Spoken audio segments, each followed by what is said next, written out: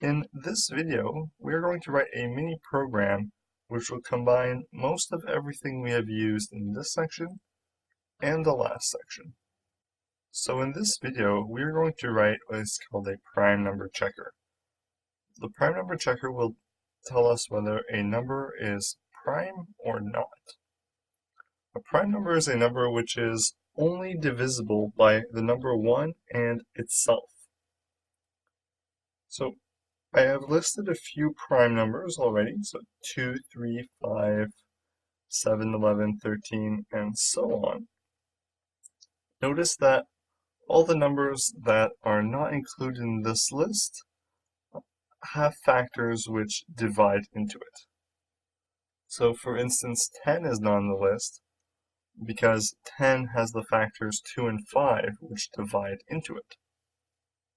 And furthermore, I would like to add that 1 by definition is not considered a prime number. So let's get started on writing our prime number checker. To begin writing our prime number checker, we are going to need a number to check. And we're going to get that number from user input, like so. The next thing I want to do is create a list called divisors. And divisors will be a list that contains all the numbers that divide evenly into n. So now let's test to see which numbers divide evenly into n. So for a divisor in the range 2 up to n, I did not start at 1 because 1 trivially divides into everything. I'm going up to n non-inclusive. So we're checking all the numbers from 2 up to n non-inclusive to see if those will divide n evenly.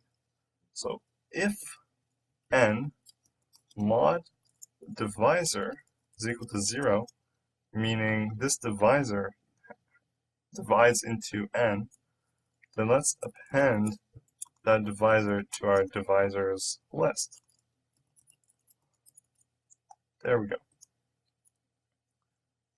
Now once the loop is completed, what we can do is check if the length of our divisors is equal to 0. This means our number is prime because there are no divisors. So we can print something like is prime and then format and give it the number n. Else, or otherwise, we can say, oh, this number is not prime because we're going to pass in the list because these numbers divide n. So let's format that also. So n, our list of divisors, and n again. So here we just tell the user which numbers divide n to make it not prime. Awesome. Let's give this program a test. So here I am in the terminal and I run our program. It asks me for a number. I type 9. 9 is not prime because 3 divide 9. Let's try another one. How about 2? It says 2 is prime.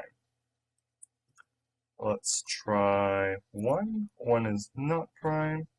It says 1 is prime. So we have an issue right here. And how about we try another one, perhaps -7. It says -7 is prime. Uh-oh.